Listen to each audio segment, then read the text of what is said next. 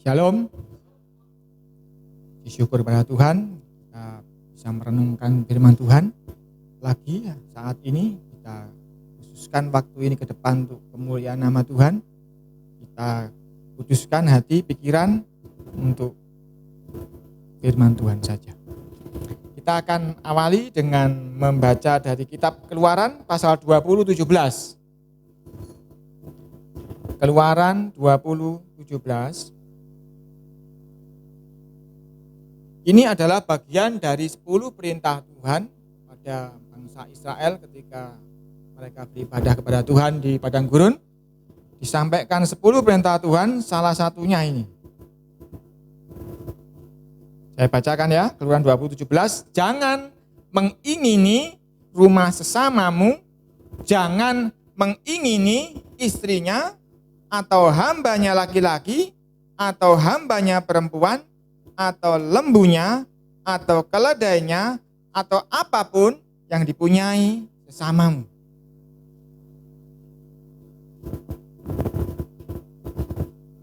Kalau saudara lihat, di dalam 10 perintah itu, kita lihat perintah-perintah yang lain, itu perintah-perintah yang mengenai melakukan sesuatu.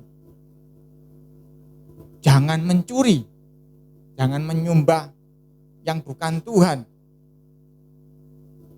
Kuduskan hari Sabat. Jadi jangan melakukan yang tidak kudus untuk hari Sabat dan jangan yang lain. Yang intinya jangan berbuat sesuatu yang Tuhan tidak mau. Tetapi yang satu ini bicara jangan mengingini. Ini lain saudara ya, dari perintah yang lain. Kalau saudara di dalam hukum undang-undang pidana, kalau saudara ingin mencuri, saudara tidak akan dihukum penjara. Wong ingin tok. Tapi kalau saudara mencuri, saudara bisa dipenjara. Kalau engkau ingin membunuh seseorang, jangankan ingin memukul, ingin membunuh pun, ingin membunuh saja, tapi saudara tidak lakukan apa-apa, saudara tidak akan dipenjara. Ingin saja kok. Tapi kalau saudara mulai ngomong, tak bunuh ya, nah itu mulai ngomong kan, mulai melakukan sesuatu, mulai mengancam, saudara bisa dihukum. Tetapi kalau hanya ingin saja di dalam hatimu, ingin saja, engkau ingin mencuri, ingin merampok, ingin apapun, dalam hukum pidana saudara nggak akan bisa dihukum, karena masih ingin saja. Tapi kalau ingin itu dilakukan, kalau misalnya ingin membunuh dilakukan pembunuh, hukumannya berat sekali daripada tiba-tiba membunuh, karena namanya pembunuhan berencana. Hukumannya lebih berat daripada yang tiba-tiba membunuh karena kepepet. Nah, tetapi di hukum Tuhan ini ternyata mengingini itu sudah tidak boleh. Mengingini yang tidak baik itu. Jangan mengingini rumah sesamamu. Bicara mengingini di sini, ini bicara mengenai zaman dahulu, kalau kepingin ya diambil. Tapi kalau saudara ingin rumahmu kok bagus, boleh tak beli ya, harganya berapa, sekian, tak bayar dengan harga yang pas, enggak apa-apa saudara. Tapi bicara mengingini ini adalah mengingini yang mau mengambil, memiliki yang bukan haknya. Kalau engkau misalnya mengetahui rumahnya atau mobilnya temanmu baik, dan engkau ingin mobil itu engkau beli, dia juga bersedia menjual, sama-sama sepakat beli jual beli, tidak ada masalah, karena di dalam hukum Taurat juga diatur soal beli jual beli seperti itu. Tetapi kalau engkau ingin mengambil haknya, mobilnya, itu yang salah. Jadi perintah ini lain dari perintah yang lain. Jangankan engkau melakukan, engkau mengingininya untuk mengambil haknya orang lain itu. Apakah itu istri sesamamu, apakah hambanya laki, hambanya perempuan, lembu, keledai, atau apapun juga yang engkau ingini memilikinya dengan tidak sah, Tuhan sudah tidak mau. Jadi jangankan berbuat, mengingini sudah Tuhan tidak mau. Kita buka lagi Matius 5, 27, 28.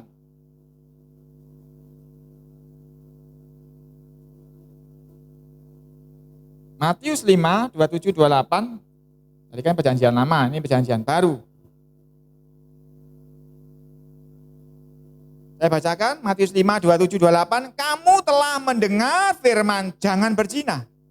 Tetapi aku berkata kepadamu, setiap orang yang memandang perempuan serta menginginkannya sudah berzina dengan dia di dalam hatinya.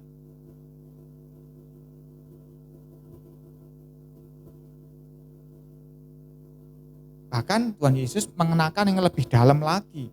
Biasanya kalau di hukum Taurat berzina itu ya benar-benar melakukan perzinahan. Tetapi ketika di zaman perjanjian baru Tuhan Yesus ngomong, engkau mengingini saja untuk berbuat zina itu sudah berzina.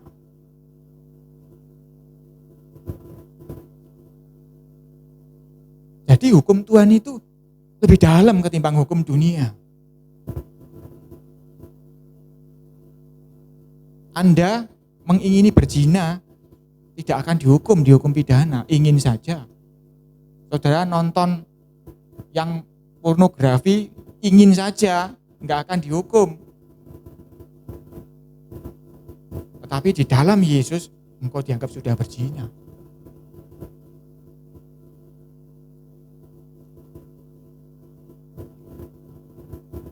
Jadi di dalam Tuhan, ternyata Tuhan itu peduli dengan yang namanya keinginan.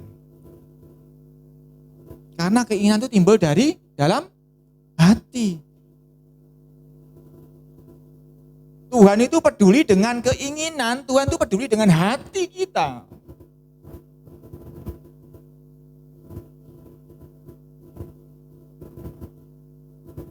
Kalau kita baca di Kejadian 3 ayat 16, boleh dibuka, tapi saya nggak akan bacakan, sudah hafal pasti. Kejadian 3:16, ketika manusia jatuh dalam dosa, sebelum Hawa memakan buah itu, dia mengingini dulu. Ditulis di situ, pohon itu menarik hati Hawa. Jadi pohon itu, pohon pengetahuan baik dan jahat itu, yang dilarang Tuhan untuk memakan buahnya itu dikatakan, ditulis menarik hati Hawa karena memberikan pengertian. Artinya sebelum Hawa makan buah pohon itu, dia lebih dahulu mengingini dulu. Ketika keinginan ini dibuahi, maka manusia terbuang dari hadapan Tuhan. Keinginan ini kemudian menimbulkan pelanggaran firman Tuhan. Dan keinginan ini berawal dari dalam hati Hawa. Karena dikatakan pohon itu menarik hati Hawa. Hatinya Hawa itu tadinya di posisi ini ditarik ke arah pohon itu. Sehingga hatinya condong kepada pohon itu, tidak kepada Tuhan.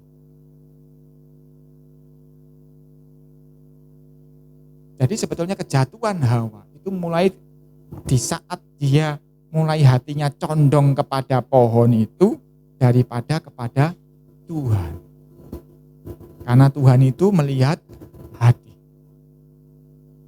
Kita baca di 1 Samuel 16 ayat 67. Saya juga tidak perlu baca, ini kisah yang sudah hafal. 1 Samuel 16 ayat 67 itu ketika Samuel disuruh Tuhan untuk mengurapi Raja Israel pengganti Saul.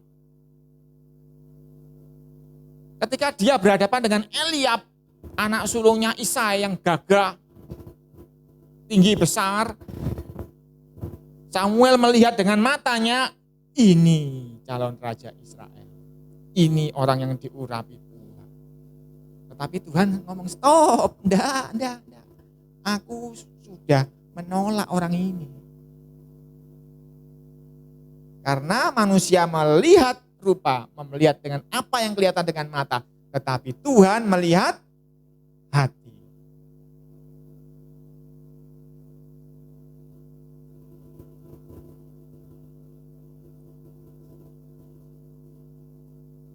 Dua contoh itu, ya banyak contoh sebetulnya, tapi dua contoh itu cukuplah kita melihat bahwa hati itu sangat berpengaruh berpengaruh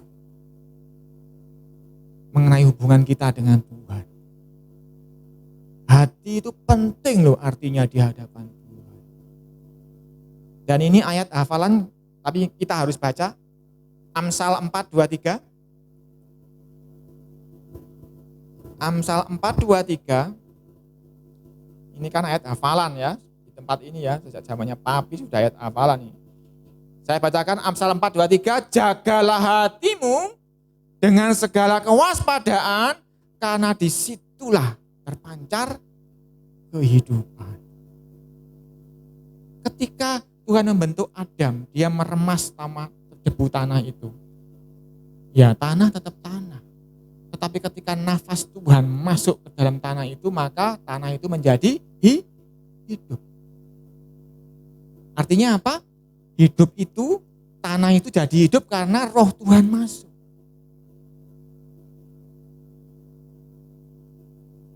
Dan Tuhan mau tanah itu hidup oleh rohnya. Nah, ketika dikatakan di sini, dari hati itu terpancar kehidupan. Artinya di dalam hati itulah bersemayam roh Tuhan. Dan kalau di dalam hati itu ada keinginan yang tidak Tuhani, yang tidak ilahi, artinya Tuhan tersinggung dong ketika Tuhan memasukkan rohnya itu, tanah itu jadi hidup. Jadi tanah itu jadi hidup karena ada rohnya. Tetapi hati itu dikatakan di situ terpancar kehidupan. Harusnya terpancar Tuhan, karena yang bikin tanah tadi hidup adalah roh Tuhan. Harusnya dari hati itu terpancar Tuhan. Kalau hati kita isinya bukan Tuhan, mengingini yang bukan Tuhan, maka lah, ini kan namanya mengambil kemuliaan Tuhan.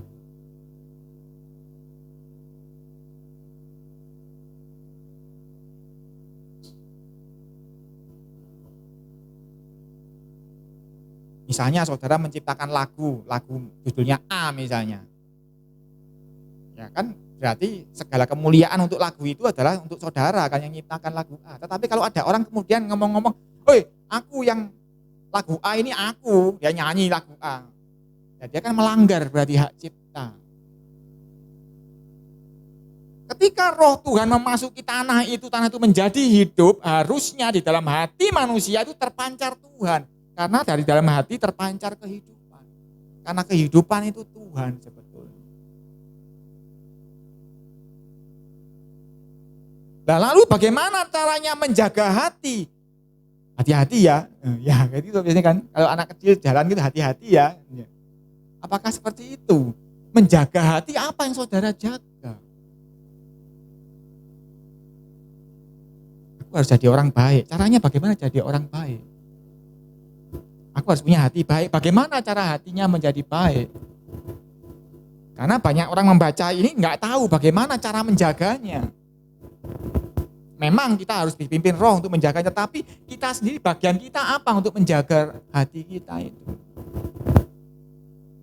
Apa disolasi, ditutup, perban? Tadi kita sudah baca bahwa dari situ terpancar kehidupan, bahwa hati ini menimbulkan yang namanya keinginan. Jadi sebetulnya ketika kita disuruh menjaga hati, yang perlu kita jaga itu adalah keinginan kita. Setiap kali saudara ingin sesuatu, saudara harus periksa apakah keinginanmu itu melanggar Tuhan apa tidak. Aku ingin membunuh. Oh, ini keinginan yang melanggar perintah Tuhan. Seperti Hawa, aku ingin buah itu. Tapi kan tidak boleh. Yang namanya hati, lihat kepingin. Dari mata turun ke hati, kepingin. Tetapi ketika sadar bahwa keinginanku melanggar perintah Tuhan, nah disitulah kita namanya jaga hatimu. Keinginanmu itu tumpesen, matiin semua keinginan itu. Karena itu kalau kita belajar yang namanya puasa, sebetulnya itu adalah melatih untuk membunuh keinginan. Ketika Hawa ingin buah itu, kalau dia tidak penuhi keinginannya, dia tidak mati toh. Ketika saudara ingin mencuri misalnya gitar ini, kalau saudara nggak lakukan, saudara nggak mati kan. Tetapi ketika saudara ingin makan, kalau saudara nggak makan, lama-lama mati kan. Tetapi disitulah kita diajarkan puasa itu untuk membunuh keinginan. Nanti ya, engkau boleh makan nanti sore waktunya berbuka puasa. Itu kan membunuh keinginan yang sebetulnya paling dasar. Karena kebutuhan makan itu kebutuhan termasuk kebutuhan dasar. Seperti orang kebutuhan menghirup oksigen. Kalau saudara nggak makan kan mati. Lain kalau nggak mencuri nggak mati, nggak berzina nggak mati, nggak mukul orang nggak mati. Itu keinginan itu keinginan yang levelnya sudah tambahan saja. Kalau saudara bisa menguasai keinginan soal makan, harusnya bisa menguasai keinginan yang lain. Itu harapannya dari puasa. Salah satunya ya. Jadi ketika kita disuruh jaga hatimu dengan segala kewaspadaan, sebetulnya yang harus dilakukan kita adalah jaga setiap keinginan yang keluar dari hatimu, jaga dengan waspada. Engkau sedang ingin apa? Aku kepingin orang itu jatuh, aku kepingin orang itu dipermalukan, aku ingin A. Apakah Tuhan mau? Enggak, matiin keinginannya. Apapun yang engkau inginkan yang bertentangan dengan Tuhan, mati. Itu loh namanya menjaga hati. Tuhan sangat peduli dengan keinginan, sangat peduli dengan hati.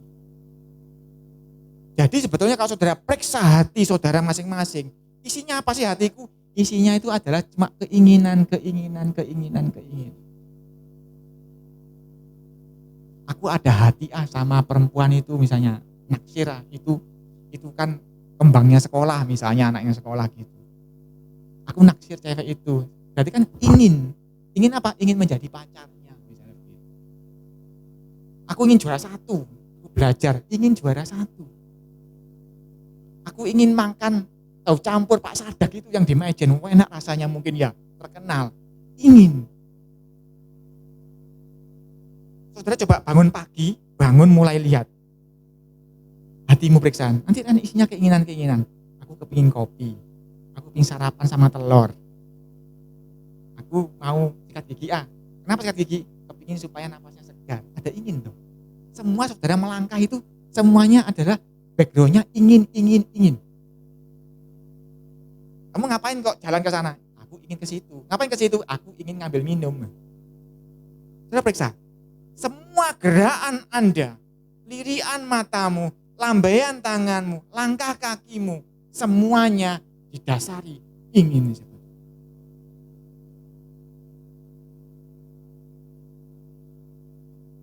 Jadi hati kita tuh isinya adalah ingin itu. Itu isinya. Dan itu yang harus kita jaga. Jangan sampai ada keinginan yang Tuhan tidak mau.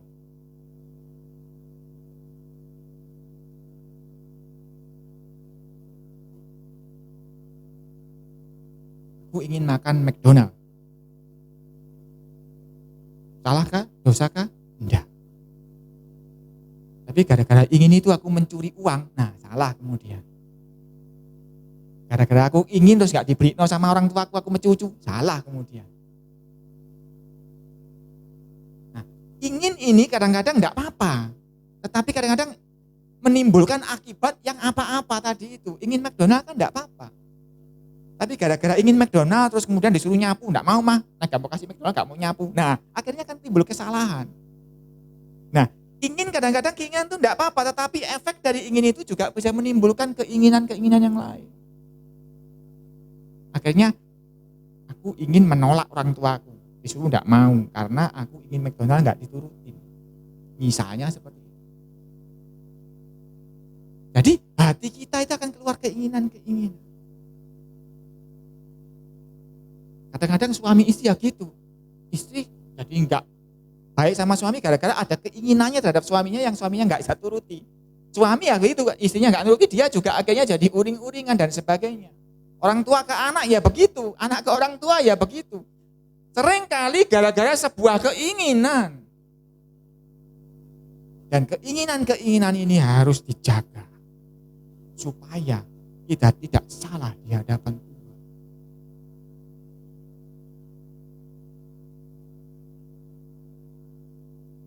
Jadi saudara-saudara menjaga hati.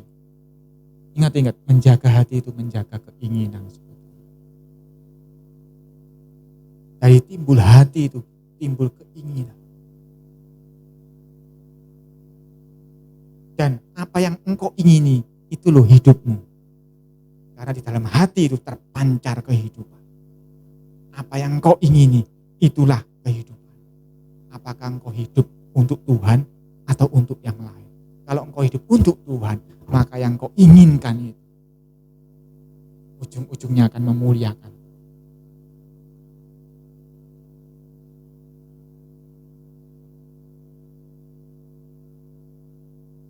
Jadi Tuhan, sekali lagi saudara harus ingat, Tuhan sangat peduli dengan yang namanya keinginan, sangat peduli dengan hati kita. Jadi tuntutannya lebih berat daripada hukum-hukum dunia yang menunggu perbuatanmu. Tuhan mulai dari keinginan saudara sudah di-scan, sudah diperiksa. Karena itu ketika Eliab di hadapan Samuel ngomong ini calon raja. Tuhan ngomong enggak. Aku sudah menolak dia. Karena Tuhan sudah menilai hatinya Eliab. Sudah tahu keinginan-keinginan yang ada di dalam Eliab. Dan dia berkenan kepada Daud.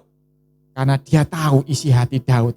Isinya keinginan yang untuk Tuhan. Kita baca 1 Timotius 6 ayat 9. Soal keinginan ini ayatnya banyak, tetapi saya akan berikan beberapa yang poin-poin saja. Kalau bicara keinginan katakan kan berarti bicara kehidupan. Kehidupan itu luas sekali. Jadi nggak mungkin bisa dibahas dalam satu kali perjumpaan seperti ini. Tetapi yang poin akan saya sampaikan. 1 Timotius 6 ayat 9 saya bacakan. Tetapi mereka yang ingin kaya terjatuh ke dalam pencobaan, ke dalam jerat, dan ke dalam berbagai-bagai nafsu yang hampa dan yang mencelakakan, yang menenggelamkan manusia ke dalam keruntuhan dan kebinasaan. Yang ingin kaya, yang ingin mamon. Jadi kaya boleh? Boleh. Tetapi kalau kau ingin kaya, bukan saya lagi yang ngomong. Firman Tuhan ngomong, engkau akan jatuh ke dalam pencobaan. Ke dalam jerat, dalam berbagai nafsu yang hampa. Karena Tuhan akan lanjutan. Kalau engkau ingin kaya, akan timbul keinginan yang lain. Kenapa sih engkau ingin kaya? Oh iya Pak, kalau kaya aku ingin pergi ke Yerusalem misalnya begitu. Selalu, karena ingin kaya ini sebenarnya bukan tujuan akhir. Karena apa? Kaya atau miskin tidak membuat orang itu hidup atau mati. Banyak orang kaya raya di rumah sakit sana mati. Banyak orang gelandangan miskin hidup sampai tua. Artinya kaya atau miskin tidak membuat orang itu mati atau hidup. Jadi kalau ingin kaya, itu bukan tujuan akhir. Pasti ada keinginan tingkat 2, 3, 4, 5, 6, 10. Akan tersembunyi di dalam keinginan kaya itu tersembunyi keinginan yang banyak sekali. Yang nanti bisa tadi kan? Ke dalam jerat, ke dalam berbagai-bagai nafsu yang hampa. Loh Pak, aku kepingin sok makan tiap hari. Ya ngomong Pak, aku ingin bisa makan setiap hari. Jangan ingin kaya. Itu beda. Pak, aku ingin tidak kelaparan. Nah itu beda, itu berbeda dengan ingin kaya. Pak, aku tidak ingin kelaparan. Itu sudah berbeda. Kalau ingin kaya itu ada plus-plusnya banyak. Saudara. Pak, aku ingin supaya kalau butuh aku bisa beli. Nah itu bukan kepingin kaya. Itu namanya aku ingin tidak kekurangan. Itu berbeda. Tapi kalau saudara ingin kaya, firman Tuhan sendiri yang ngomong ini. Menenggelamkan engkau ke dalam keruntuhan dan kebinasaan. Artinya apa? Ketika kita ingin mamon itu, berarti kita sedang ingin menuju keruntuhan dan kebinasaan dalam hidup. Lawannya mamon siapa? Cuma ada dua kan penguasa dunia ini, mamon dan Tuhan. Lalu kalau engkau tidak ingin mamon, hatimu akan condong untuk mengingini Tuhan.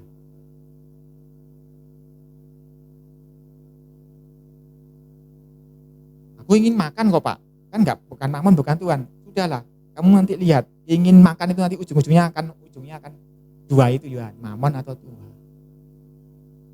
Aku ingin makan supaya hidup untuk apa? Ngerampok ya mamon berarti. Aku ingin hidup supaya apa? Untuk bisa memuliakan nama Tuhan. Nah, Tuhan berarti. Karena ingin makan ini juga masih umum. Tetapi sebetulnya keinginan itu akan bermuara di dua hal itu. Apakah engkau ingin mamon, apakah ingin Tuhan?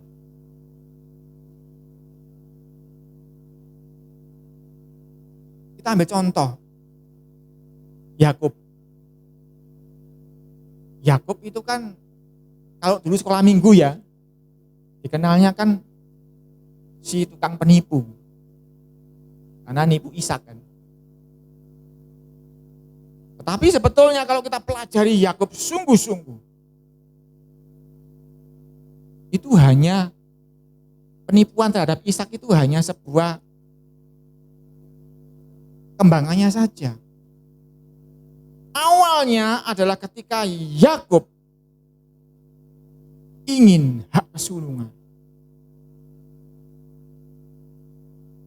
Dan ketika Yakub ingin hak kesulungan itu, dia tidak merampoknya atau mencurinya dari Esau.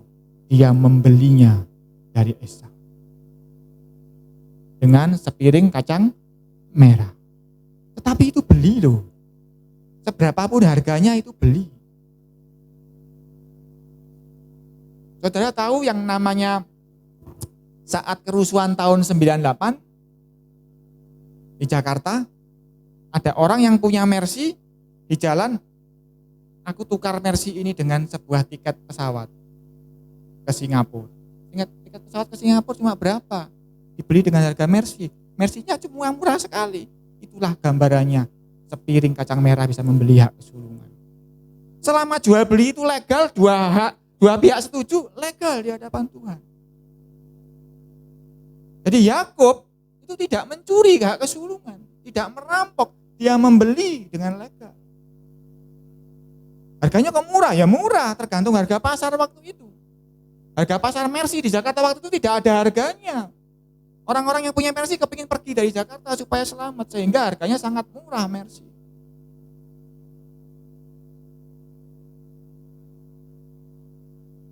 Saya diceritain sama seseorang di sini yang dulu katanya, aku dulu di Jakarta aku lolos Pak. Kenapa bisa lolos? Aku bawa uang 1 tas. Dan aku naik taksi ke bandara. Di sepanjang jalan itu jendela dibuka sedikit, dia menyebar uang 1 tas itu. Sehingga para perusuh itu tidak jadi nyegat mobilnya, rebutan uang. Dan dia ngomong, aku sampai di bandara dengan selamat. Tapi ya itu harganya. Taksi termahal dari rumahku di Jakarta sampai ke bandara itu 1 tas uang 100 ribuan. Itulah harga naik taksi termahal yang pernah aku naik yang mungkin. Itu menukar nyawa. Bisa mahal, bisa murah kan. Tergantung harga pasar waktu itu. Tetapi Yakub berawal dari dia membeli hak kesulungan. Karena Yakub ingin hak kesulungan. Apa sih itu hak kesulungan? Saya akan singgung sedikit. Karena nggak mungkin kita singgung terlalu dalam kesempatan ini. Saudara masih ingat yang kita bahas mengenai persembahan Habil dan Ishak dan Kain. Habil mempersembahkan lemak-lemaknya dari anak sulung kambing dombanya. Sejak itu Tuhan berkenan kepada persembahan Habil, maka dia mengambil satu ketetapan, lemak itu bagian. Dan satu lagi, anak sulung itu juga bagian. Jadi persembahannya Habil itu membuat satu standar baru di hadapan Tuhan, bahwa persembahan berkenan di hadapan Tuhan itu persembahan sulung dan persembahan dari lemak-lemak itu yang harum bau. Jadi kalau yang namanya anak sulung itu haknya Tuhan, anak sulung itu miliknya Tuhan. Yakub ini kepingin jadi miliknya Tuhan. Sehingga dia memilih hak kesulungan itu. Yakub ini begitu ingin hak kesulungan itu. Sehingga dia mengambil resiko apapun. Termasuk dia menipu bapaknya. Tapi sekali lagi ketika berkat Ishak terhadap Yakub itu, yang harusnya untuk Esau, dia juga tidak mencurinya. Dia hanya mengambil haknya yang sudah dibeli dari Esau. Yang Ishak sendiri keras kepala, tidak mau memberikan kepada Yakub. Padahal Ishak ya sakit hati loh dengan Esau, karena Esau kawin dengan orang Kanaan yang membuat dia susah. Dikatakan di dalam, kalau saudara baca kisahnya Yakub dan Esau. Tetapi menurut Ishak, kesulungan ya untuk anak yang secara fisik sulung. Padahal di hadapan Tuhan, aku cari anak sulung dari hatinya yang sulung. Karena Tuhan tidak memandang fisik, tetapi Tuhan memandang hati. Secara fisik mungkin si Esau itu adalah anak sulung, tetapi secara hati, Yakublah anak sulung.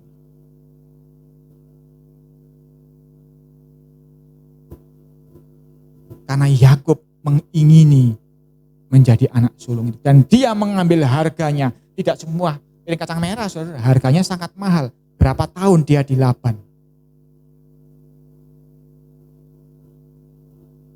Yakub ini orang yang keinginannya kuat. Saudara bisa lihat ketika dia bertemu dengan malaikat Tuhan di sungai Yabok. Dia pegang, dia rangkul erat malaikat itu. Aku tidak akan lepaskan kalau engkau enggak berkati aku.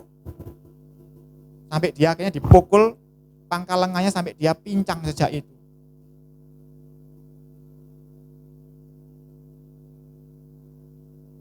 Karena Yakub ini orang yang inginnya kuat.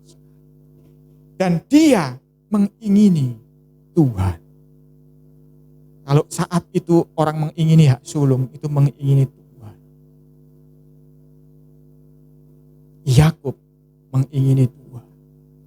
Resikonya, banyak resikonya, termasuk dia dibujuki lagi sama Laban, yaitu buahnya dia karena menabur, membohongi Ishak, dia dibohongi Laban. Tetapi harga yang dia bayar untuk mendapatkan hak kesulungan. Di hadapan manusia, di hadapan Esau dia kasih bubur kacang merah. Tapi di hadapan Tuhan dia harus mengalami proses menjadi anak sulung.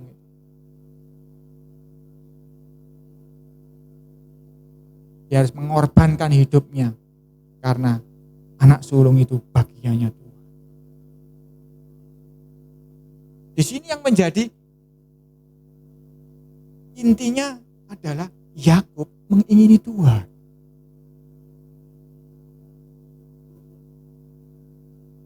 Yakub mengingini Tuhan. Secara fisik, secara harafiah, anak sulung akan mendapatkan bagian besar dari warisannya Ishak. Tetapi Yakub tidak mau loh. Yakub mencari warisan sendiri, dia pergi ke Laban, dia cari kekayaan sendiri, dia tidak ambil kekayaannya Ishak. Artinya apa? Yakub tidak kepingin mamonnya, enggak. Dia cuma ingin statusnya di hadapan Tuhan. Bahwa aku ini milikmu Tuhan. Kepunyaanmu. Karena itu Tuhan akhirnya ngomong, bangsa Israel ini bangsa kepunyaanku. Karena bangsa Israel ini adalah bangsa sulung si Yakub.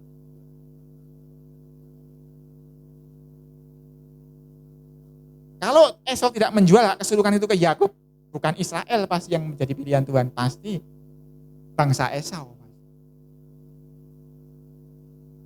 Tetapi karena Yakub mengambil hak kesulungan itu, membelinya dengan sah, dia menjadi miliknya Tuhan. Contoh kedua, kita lihat Daud. Saya tidak akan baca terlalu panjang, saya cerita saja. Daud diberkati Tuhan dengan luar biasa. Kemenangan dia alami. Siapa lawan yang bisa bertahan di depannya Yakub? Daud tidak bisa. Goliat pun 1 lawan 1 pun kalah dengan dia. Pasukannya dia juga luar biasa sama Tuhan, diberkati dengan kemampuan luar biasa. 1 orang bisa melawan ribuan. Daud luar biasa, tetapi apa keinginannya? Dia tidak pernah, Tuhan aku minta daerah yang luas sana tak kuasain. Enggak. Keinginannya Daud satu. Aku ingin membangun bait Tuhan. Itu dia sampaikan di hadapan Nabi Nathan. Aku ingin membangun bait Tuhan. Kalau saudara baca Mazmur, lebih baik 1 hari aku di pelatarannya Tuhan daripada 1000 hari di tempat lain. Tempat lain apa? Tempatnya raja-raja itu enak-enak. Tempat-tempat yang penuh dengan kenikmatan, dengan kesukaan, dan kesenangan. Tetapi Daud memilih 1 hari di pelataran Tuhan, tak tukar 1000 hari di tempat yang lain.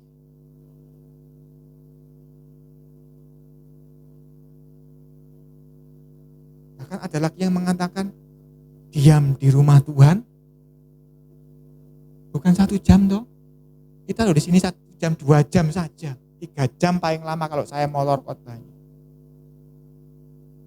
Tapi Daud, seumur hidupku aku mau tinggal di rumah Tuhan. Kalau boleh, aku gak mau tinggal di dalam istanaku, aku mau di rumah Tuhan seumur hidupku. Tapi kan gak boleh, dia raja, dia harus pimpin rapat dengan jenderalnya, dia harus atur ini, atur itu. Tetapi kalau boleh, sebetulnya keinginan Daud, hatinya, isi hatinya, keinginannya adalah tinggal di rumah Tuhan seumur hidupnya. Karena itu keinginannya adalah membangun bait Tuhan. Sama Tuhan tapi gak dibolehin. Sama Tuhan gak dibolehin.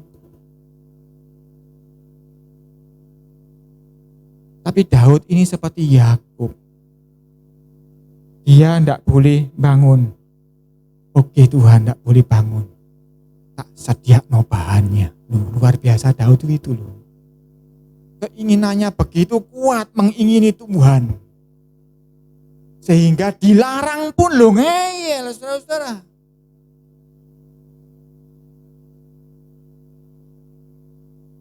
Ada seorang jemaat di sini dulu kami pernah cerita. Kalau sembahyang dikepruk. Kepalanya ditumpleki nasi sak pakul itu loh. Bruk nih kepalanya gini. Akhirnya dia berhenti berdoa. Enggak, dia ngeyel, dia masuk lemari, ditutup sembahyang di dalam lemari. Artinya apa? Orang ini seperti Daud, dilarang mendekati Tuhan, ngeyel, cari akal, ya apa caranya? Aku kepingin. Karena dari keinginanmu itu Tuhan mengenali kehidupan orang ini untuk aku atau tidak. Dari keinginan hatimu itu loh Tuhan mengenali siapa engkau. Bagaimana Tuhan melihat hatimu? Ya melihat keinginan-keinginanmu. Aku kepingin besok gak terlambat ke gereja. Aku tak tidur sore aja wis. Aku gak nonton sepak bola. Seperti yang dikatakan Bapak Yusuf Sujarwo kapan hari ya. Jangan nonton Liga Champion nek besok mau ke gereja. Itu kan keinginan. Aku tak nggak capek-capek hari ini, aku tak sore-sore sudah istirahat supaya besok pagi badanku sehat, bisa datang tepat waktu ke gereja. Itu kan keinginan. Nah keinginanmu itu loh semua yang dinilai Tuhan. Orang ini kepinginnya begini. Aku kepingin lihat nonton Liga Champion, tapi aku lebih kepingin besok bisa ke gereja. Nah di sini kan Tuhan melihat. Jadi Tuhan tuh ngeliat hatiku yang isinya apa sih Pak? Apakah aku alim, apakah enggak? Dia enggak gitu. Tuhan tuh ngeliat keinginanmu karena engkau alim apa tidak, engkau orang baik atau orang jahat itu bisa dinilai dari keinginan yang ada di dalam hatimu.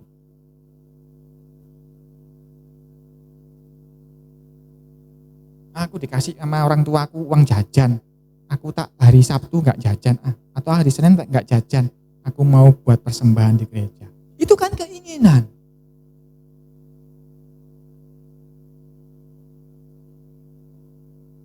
Dan Tuhan menilai isi hatimu itu, keinginan-keinginan. Daud dilarang bangun bait suci, ngeyel. Aku sediakan kayunya, aku sediakan batunya, aku sediakan tembaganya, aku sediakan peraknya, aku sediakan emasnya. Sehingga ketika si Salomo bangun bait suci, dia tidak kesulitan. Semua sudah disediakan Daud, lebih dari cukup, berlebih.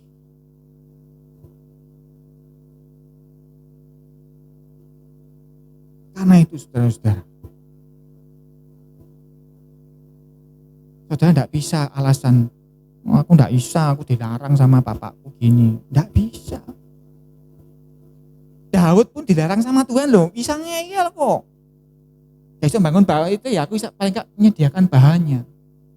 Loh hati yang seperti ini loh yang bikin Tuhan ngomong, sungguh hatinya melekat kepadaku. Walaupun tak larang bangun bait suci itu loh, ngeyel itu loh, gudang penuh itu loh. Bukan istananya Daud yang penuh, gudang itu loh penuh, gudang persediaan untuk membangun bait suci. Bahkan batu-batunya pun Daud sudah sediakan, saudara baca sendiri. Daud menyediakan begitu banyak bahan berlimpah. Dan disediakan lebih, sisa. Dipakai sama Salomo itu.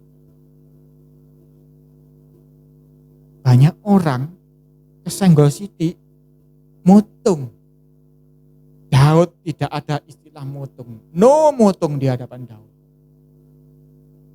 Kalau aku sudah kepingin Tuhan, tidak ada yang bisa menghalangnya. Bahkan, dalam tanda kutip ya, termasuk Tuhan ngelarang pun aku ngeyel menyediakan bahannya.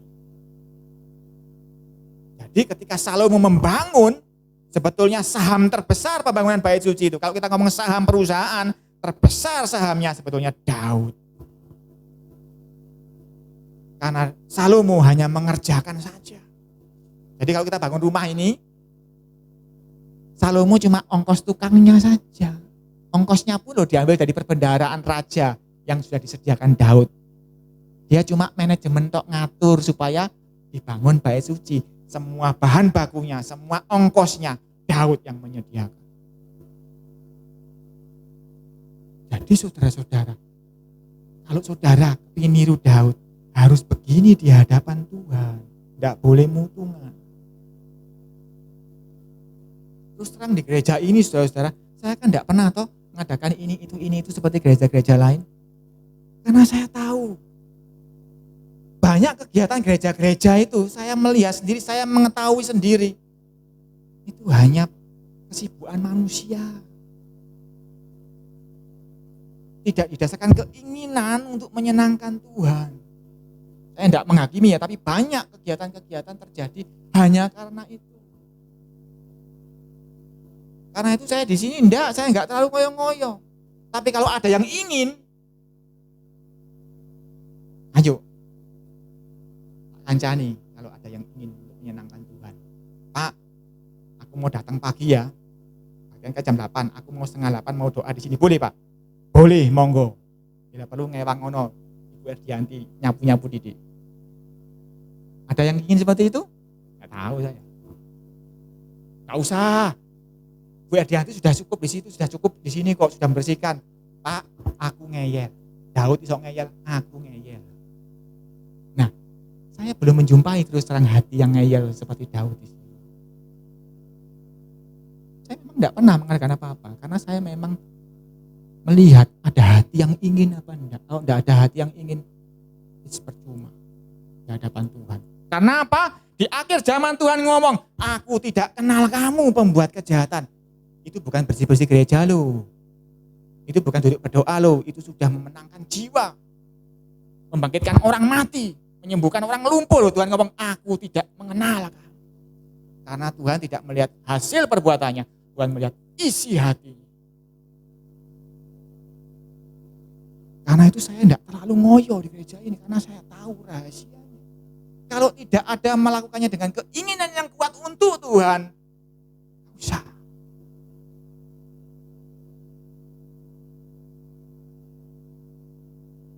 Banyak pekerjaan Tuhan di sini sebetulnya, tetapi apakah ada yang ingin melakukannya untuk Tuhan dengan keinginan yang kuat sehingga tak halangi pun tetap berusaha seperti Daud tadi. Ada pekerjaan yang sangat remeh di gereja. Masih ingat Pak Samuel, saudara? Yang pernah khotbah di sini dulu, orang tua? Ingat ya, Pak Samuel dulu di sini sering khotbah ya.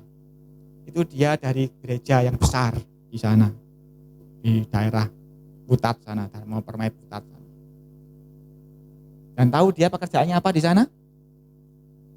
Dia bukan pendeta di sana, dia bukan gembala, wakil, pengurus, bukan. Dia hanya seorang asyar. Bahkan saya pernah ngomong kepada gereja di situ, orang gereja situ, majelisnya. Oh, Pak Samuel khotbah di tempat kami. Itu mbak suruh khotbah di tempatmu. Dia loh cuma asyar. Dengan menghina dia ngomongnya. Pekerjaan yang remeh asyar itu, tidak ada harganya. Datang lebih pagi di tempat depan gereja menyapa, "Shalom Bapak, Tuhan memberkati, sehat Pak, mari." Nanti kalau pulang juga di depan sana, "Tuhan berkati Pak ya, minggu depan datang lagi." Itu asyar kerjaannya cuma begitu. Tidak dipuji orang, iya. Asyar pekerjaan yang sangat sederhana. Tetapi saudara tahu sendiri Pak Samuel kan, dia bukan orang miskin loh. Dia bukan orang gak ngerti firman Tuhan loh. Saudara dengar sendiri kan bagaimana dia khotbah dalam juga kan. Dia hanya pelayan sebagai asyir di gereja yang di sana. Tapi itu menunjukkan bahwa dia ingin melayani Tuhan dengan apa yang dia bisa. Di sana dia mungkin gak dapat tempat, gak level engkau khotbah Pak Samuel di sana nih. Tetapi oke lah, aku gak level khotbah, aku masih bisa jadi asyir. Itu kan hati yang seperti Daud toh. Saudara mungkin kepingin khotbah di sini, saudara mungkin kepingin mimpin pujian di sini, saudara mungkin kepingin main musik di sini, mungkin saudara tidak punya kemampuan dan sebagainya, mungkin dihalang-halangi Pak Yusak. Engkau masih bisa seperti Daud. Apa yang bisa aku kerjakan untuk Tuhan? Saudara bisa doa syafaat. Saya taruh itu pokok doa di grup WA. Kalau ada yang mau berdoakan untuk itu ya doakan saja itu. Ambil beban untuk berdoa buat pokok-pokok doa. Artinya banyak hal yang bisa dikerjakan untuk Tuhan. Kalau engkau terhalang dengan yang ini, terbentur dengan yang ini, masih banyak. Semua itu tergantung dari apakah engkau mengingini Tuhan apa tidak.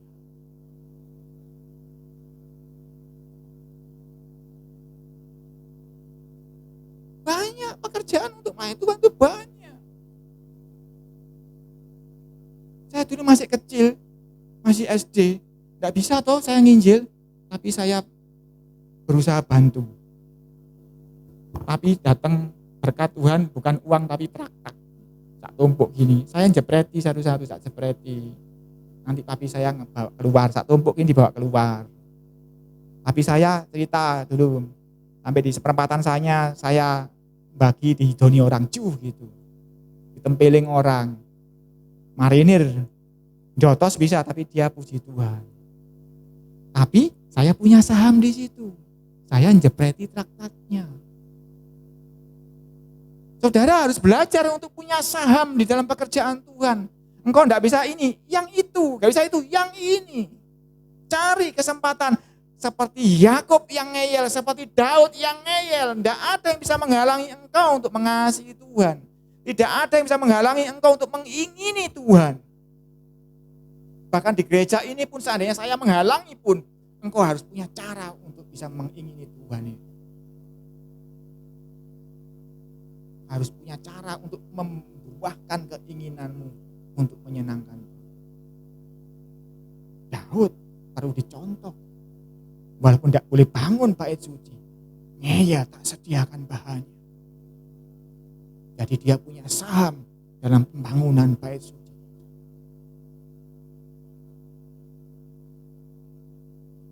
Di dalam gereja kita ini, saya terus terang, saya tidak banyak melakukan banyak. Karena nanti kalau cuma saya tahu yang ingin, nanti saudara paling ya mantuk-mantuk melok saja, saya tidak.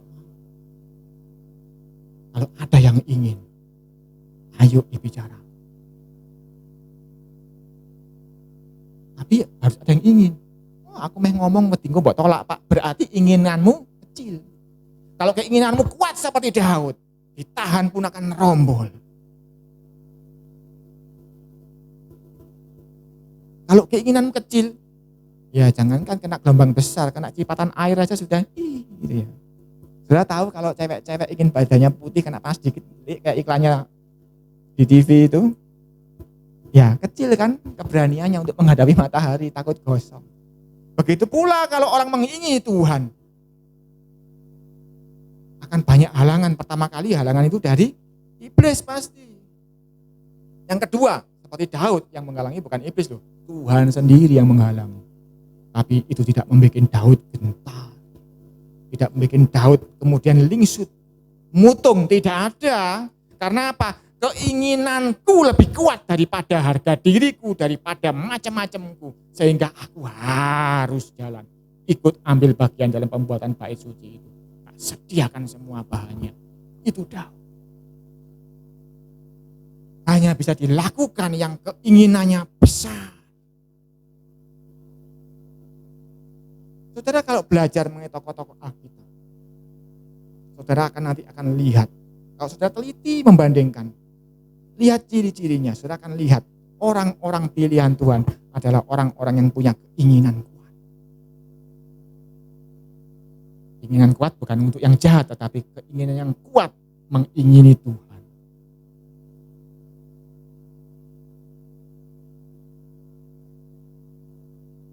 Saya pernah dengar judul buku namanya Mengejar Tuhan. Saya belum pernah baca sih.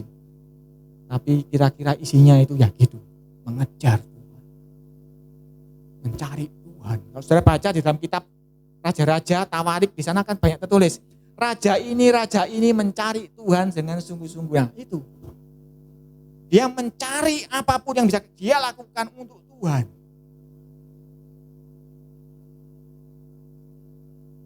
Gimana Pak menyenangkan Tuhan? Banyak. Kalau engkau ingin menyenangkan Tuhan, engkau hormat sama orang tua aja sudah menyenangkan Tuhan. Jadi tidak harus semua di gereja, saudara ya. Di rumahmu pun engkau bisa menyenangkan Tuhan. Sebetulnya aku ndelok bojoku iki wetu cerewete. Durung tangi lho wis cerewet dhisik. Nglender lho isine cerewet ya Wan. Misale gitu ya, misale ya.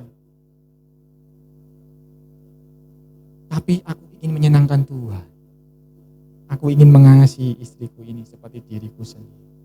Suami ini ya. Istri ya gitu. Ya, bojoku iki tobat aku. Tetapi aku ingin menyenangkan Tuhan. Aku mau tunduk kepada Dia. Anak ya gitu. Wah, apa mamaku ini pelit. Pernah belikan aku baju. Tapi aku ingin menyenangkan Tuhan.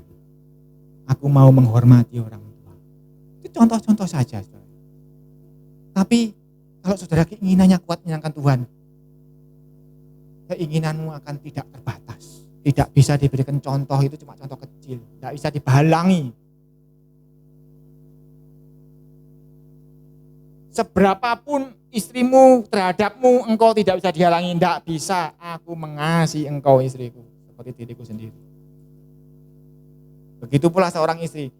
Kon jahatmu kaya apa gak peduli, aku tunduk kepada engkau sebagai suami. Itu baru keinginan kuat seperti Daud.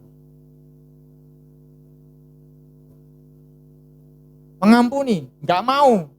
Dicedeki enggak mau, tetap aku pokoknya mengampuni. Bagaimana caranya? Aku cari cara seperti Daud. Aku harus mengampuni engkau, harus mengasihi engkau.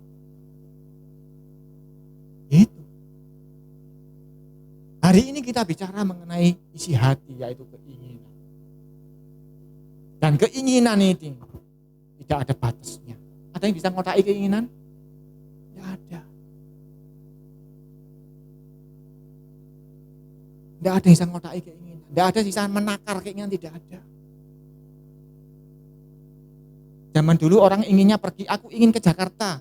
Tetapi zaman sekarang sudah ada keinginan ke angkasa luar. Iya toh? Ada enggak batasan? Tidak ada. Zaman dahulu, orang enggak punya uang, bisa tak ke Belanda. Zaman sekarang banyak namanya kumpulan backpacker itu bisa dengan uang tipis sampai Belanda. Karena apa? Karena sebuah keinginan. Bahkan seorang cacat bisa sampai ke atas gunung Himalaya. Karena apa? Karena sebuah keinginan. Saudara-saudara, hari ini saya mengajak saudara periksa apa keinginanmu di hadapan. Oh, sudah habis waktunya. Ayat terakhir. Yesaya 53 ayat 2. Sebelumnya masih ada tapi saya potong ayat terakhir. Yesaya 53 ayat 2. Sebagai taruk, ia tumbuh di hadapan Yahwa. Dan sebagai tunas dari tanah kering, ia tidak tampan. Dan semaraknya pun tidak ada. Sehingga kita memandang dia. Dan rupa pun tidak. Sehingga kita menginginkannya. Ini nubuatan mengenai Yesus. Kalau saudara menonton filmnya Tuhan Yesus, ketoknya Yesus ganteng. Tidak seperti itu penampilan Tuhan Yesus. Nabi Yesaya sudah menyampaikan nubuatannya. Dia tidak tampan, dia tidak rupawan. Bahkan orang melihat itu tidak menginginkannya. Dikatakan di sini, sehingga kita menginginkannya, nggak ada dasar untuk menginginkan dia. Lalu dikatakan, dia yang Tuhan menaruh keilahiannya di sorga, mengambil rupa seorang hamba. Sehingga tidak seorang pun menginginkannya. Karena itu, kalau ada hati yang menginginkannya, perhatikan saudara. Yesaya menulis, tidak ada alasan, dia tidak rupawan, dia tidak ganteng, tidak ada yang menginginkannya. Kalau ada hati yang menginginkannya, engkau masih ingin saja, Yesus akan noleh kepadamu, dia akan menyambut, mengejar engkau balik. Tapi pertanyaannya, apakah engkau menginginkannya? Oh ya, menginginkan? Seberapa besar engkau menginginkannya? Apakah halangan rintangan bisa menghambati engkau menginginkannya? Apakah hinaan? Apakah perlakuan-perlakuan tidak baik menghalangi engkau menginginkannya?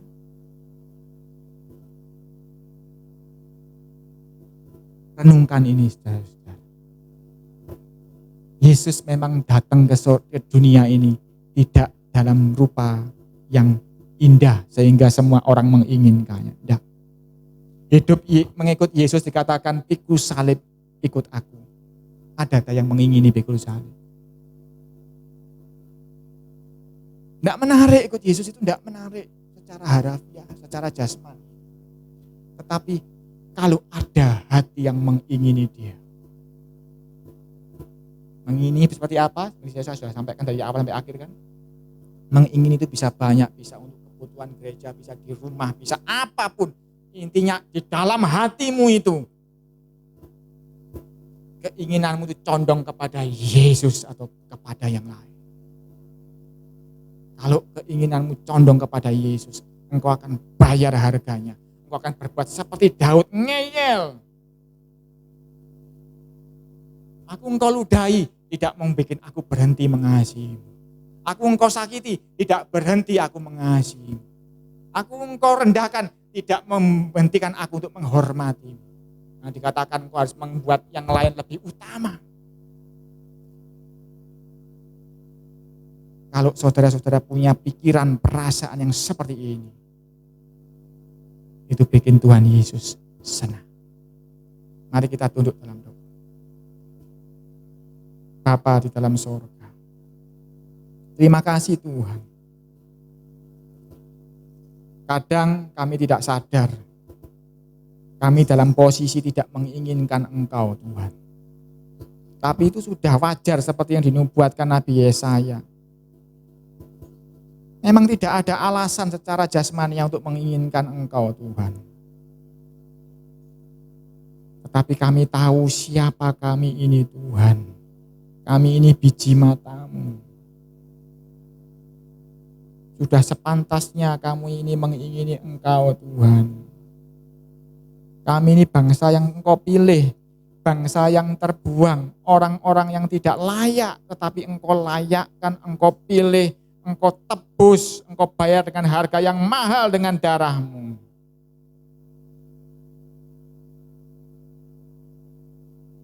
Oh Tuhan, kami seringkali ditimbang jomplang Tuhan. Keinginan-Mu untuk mengasihi kami begitu besar, tetapi keinginan kami untuk menyenangkan-Mu begitu kecil dan ringan Tuhan. Sehingga ketika ditimbang, timpang Tuhan, jomplang timbangannya Tuhan. Kami seringkali tidak sadar bahwa kehidupan kami sehari-hari, setiap keinginan yang muncul dalam hati kami itu merefleksikan kehidupan kami. Apakah kami condong kepadamu atau tidak.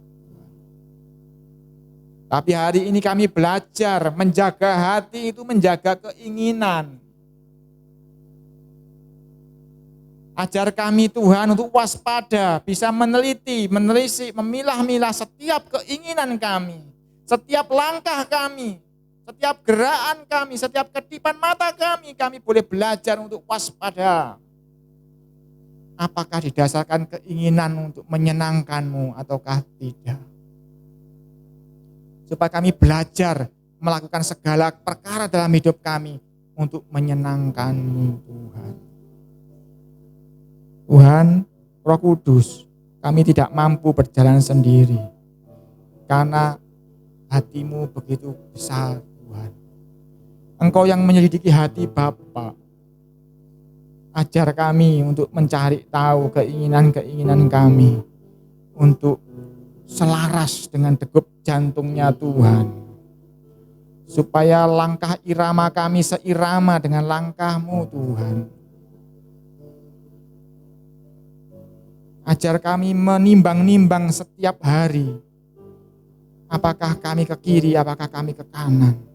Apakah kami condong kepadamu, apakah condong kepada yang lain. Setiap perkataan kami, pikiran kami, perasaan kami. Supaya dipenuhi dengan keinginan-keinginan yang menginginkan Engkau Tuhan. Menginginkan Engkau saja Tuhan, hanya Engkau Tuhan. Biar Roh Kudus memampukan kami. Dan supaya kami hamba-hamba-Mu ini dilayakkan untuk memenuhi hati kami dengan keinginan-keinginan yang menginginkan Engkau Yesus. Ya Tuhan, kami rindu untuk menginginkan Engkau. Kami tahu dunia tidak menginginkan Engkau. Tapi Tuhan, layakkan kami untuk menginginkan Engkau. Untuk hati kami melekat kepadamu Tuhan. Supaya ketika dibuka hati kami isinya adalah Yesus. Yesus. Oh, rana masiko tarana mase meteko rana masike. Ora nama sita rana masike namu. Di dalam nama Yesus, roh-roh mengasihi diri sendiri, aku tengking pergi. Supaya isi hati hanya mengasihi Yesus. Terima kasih Tuhan, firman-Mu sudah ditaburkan tidak akan berhenti sia-sia. Akan tumbuh berakar kuat, menghasilkan buah yang lebat untuk kemuliaan nama-Mu. Di dalam nama Yesus, haleluya. Amin. Terima kasih Tuhan. Tuhan berkati.